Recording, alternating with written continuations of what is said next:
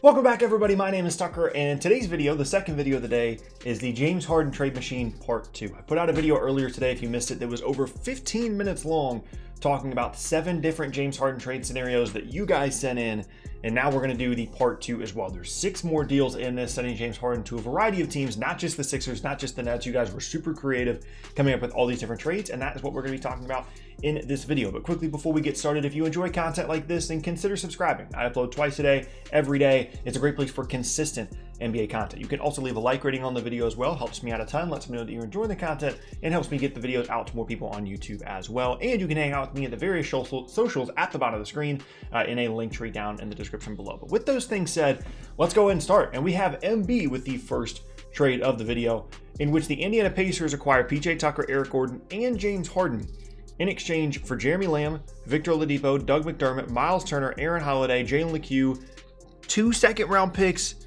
and 4 first-round picks. My goodness. Okay, so for Indiana, it's obviously about getting James Harden here. It's about the combination that creates with the rest of the players on this roster, whether it be Sabonis or otherwise. But they're also getting Eric Gordon and PJ Tucker. So they're importing 3/5 of Houston's starting lineup from last year into their roster, and to, like I said, pair with guys like TJ Warren and Domantas Sabonis. And I mean, if Harden is the level that he's been in the past couple of years, they're obviously a playoff team, and he's going to be a very, very good contributor there in Indiana. Now, the reasoning behind moving Harden would be taking advantage of whatever value Victor Oladipo still has, and that's why he is being sent to Houston in this scenario. Houston kind of takes a buy low on Oladipo, who just has not been very good, whether it's been preseason or in the bubble, has really struggled to get back to healthy form. And if he's really good for them this year, they re-sign him and they're good to go. He is a free agent in the summer of 2021, but there's a scenario here that exists that with Oladipo being younger and Harden being older and the contract stuff and how all the numbers work out, within 2 years, Victor Oladipo could be a better trade asset by himself than James Harden. I don't know how likely that is, but there's a scenario in which that exists here for Houston. They're also getting Lamb, McDermott, Holiday, and LeCue, who are all current good rotation players or could be down the road in the case of LeCue. And then Miles Turner, who's a really good fit there for them in Houston. They obviously already have Boogie, but Miles Turner is a good young player. Fits alongside Christian Wood. You've got John Wall, Victor Oladipo, a couple of those guys on the wings you're getting here, Christian Wood and Miles Turner. And that's a really good and a really interesting team there in Houston, and a team that should be really good defensively, assuming Oladipo can get his health back and everything. And they're also, by the way, getting 2 unprotected first and 3 top 3 protected from Indiana. So if I'm the Pacers, I'm not positive I'm doing this, because I'm basically just turning my team into the Rockets 2.0, but with Domantas Sabonis and TJ Warren on the roster. Like this feels like I'm just completely flipping my roster for the roster of a different team and giving up all these future picks as well. I like the idea of potentially involving Oladipo in this trade, because I think a lot of teams around the league do still see a good amount of value in Oladipo. I've been advocating for Turner to be traded for a while now to kind of open up the floor for Domantas Sabonis, but I don't know. I feel like in a weird way, this is too much for Indiana, especially when you consider all the picks. If I'm Houston, though, again, in a weird way, I'm not sure I'm saying yes. I mean, I get out from under the Gordon money, which is nice. PJ Tucker doesn't want to be there anyway. And the roster would be, actually, if I'm Indiana, if I'm Houston, I'm thinking about this. I'm not sure I would say yes, but man, this is a really, really interesting one. And I thank you for sending it in. Okay, next up, we have Crispy Flakes, who sends in a trade of Derrick Rose, Blake Griffin, and a first for Harden. They go all in on, quote, injured ball, as he puts it. Yeah, we're going to go ahead and not consider that one, Crispy. I appreciate you sending in a suggestion, but I'm assuming you're joking, because Blake Griffin, Derrick Rose, and a first is not enough for James Harden. No matter the value you think Blake Griffin might have, he has to reprove that value to everybody else in the league for him to actually be worth anything. So that's going to be a no, but I appreciate you saying it in, man. Next up now is a trade from Alex, in which James Harden becomes a New York Knick, which is really intriguing to me. So the Rockets get Julius Randle, Dennis Smith Jr., Frank Ntilikina, Kevin Knox, Mitchell Robinson, RJ Barrett, that guy whose name I'm not going to pronounce, 3 firsts, including 1 that's top 8 protected, and 2 seconds, while the Knicks get PJ Tucker, James Harden, Ben McLemore. So, for me, if I'm New York, I'm willing to look into a James Harden deal. However, I'm not trading both RJ Barrett and Mitchell Robinson in that deal. They have extra picks that they can trade. They have other options here. that don't involve trading both of those guys. Now, realistically, because the other younger assets on this roster, like Frank Ntilikina, like Dennis Smith, aren't great options, you probably have to include at least one of those guys. Like, it would probably be Mitchell Robinson in this scenario, and then, maybe you switch out Barrett for Obi Toppin, and then you've got Harden, Barrett, and cap space, and you kind of move forward from there. I think that Harden in New York would be super, super fun if he wants to be there. I want the Knicks to get a star. I want them to get 2 stars. I want the Knicks to be fun. But I don't think that they're going to consider 3 picks, RJ Barrett and Mitchell Robinson, and some of the other like semi-useful players on this roster that they're giving up as well. So for me personally, if I'm New York, I'm saying no to this, but I am interested in the idea of bringing James Harden to New York. Now for Houston, let's just say someone called me with this offer tomorrow.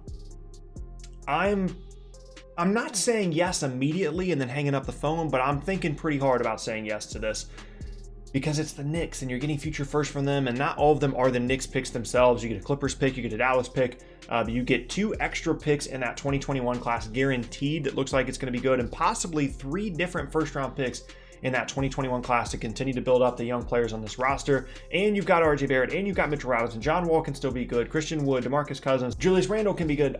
I'm really intrigued by this from the perspective of Houston, and I appreciate you sending it. Okay, next up now, Harrison has a trade in which the Rockets get CJ McCollum, Zach Collins, Gary Trent, Nazir Little, and 3 future firsts from Portland in exchange for James Harden. So this would be kind of similar to the Bucks trade scenario that we came up with the other day, where the Rockets are trying to get some future pieces with those first round picks, Collins, Trent, Little, but also something that's going to help them right now. And that's there. It was Chris Middleton. And in this one, it's CJ McCollum, a guy that can certainly score the ball well for them, can help them out, alongside John Wall, create a nice backcourt combination. And then you've got future picks. You've got other young players you can kind of build around here.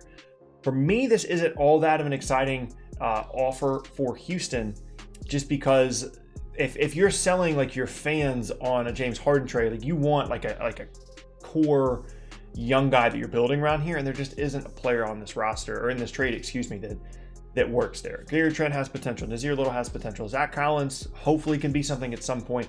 The 3 picks are nice, but this isn't enough value for me if I'm Houston in exchange for James Harden. For Portland, they would say yes to this tomorrow, even though, they've always resisted trading away CJ McCollum. If they were ever going to trade him, it would be a situation like this.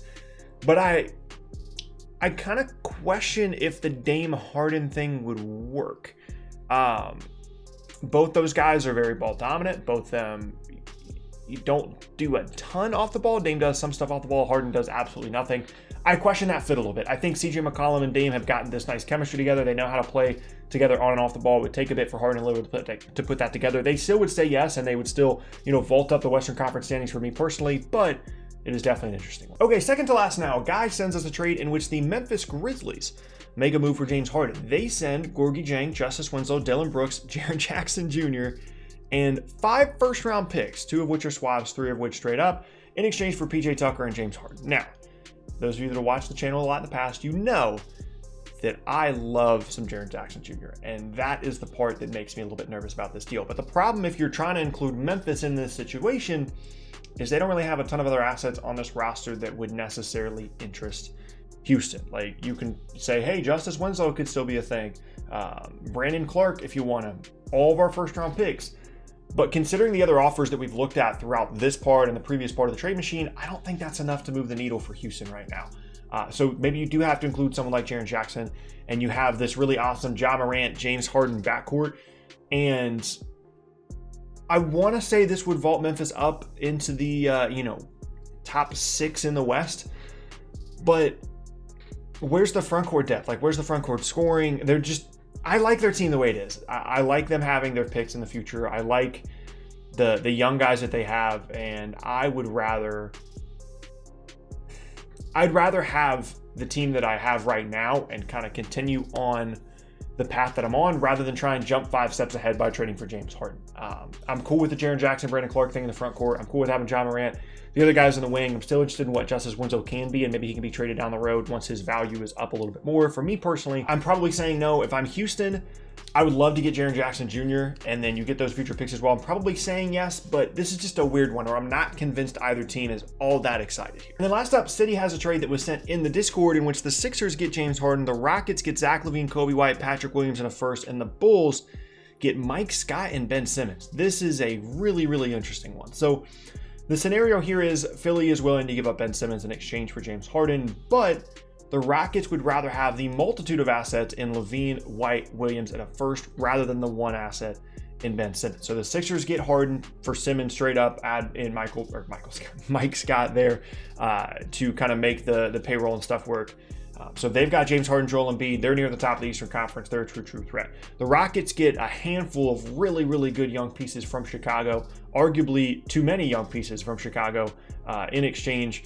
As they go to Houston, you get that first round pick, and then the Bulls get Ben Simmons and Mike Scott. As much as I like Ben Simmons, I don't think Chicago's given up Patrick Williams, Kobe White, Zach LaVine, and a first in exchange for Simmons and Mike Scott. For me personally, and again, it depends on your valuation of different players at every point in these trade machines. But for me, that feels like a lot. I love the Harden fit in Philly. I think Ben Simmons on the Bulls in general is a really, really interesting idea. But the value there just isn't there for me if I'm Chicago. That's a lot to give up, in my personal opinion, in exchange for just one player in Ben Simmons. And yeah, there you have it. That is going to be the end of today's video, and I thank you all very much for watching. Once again, my name is Tucker. If you missed any of my previous videos, then be sure to check out the boxes on screen. Thanks again, and I'll see you all next time.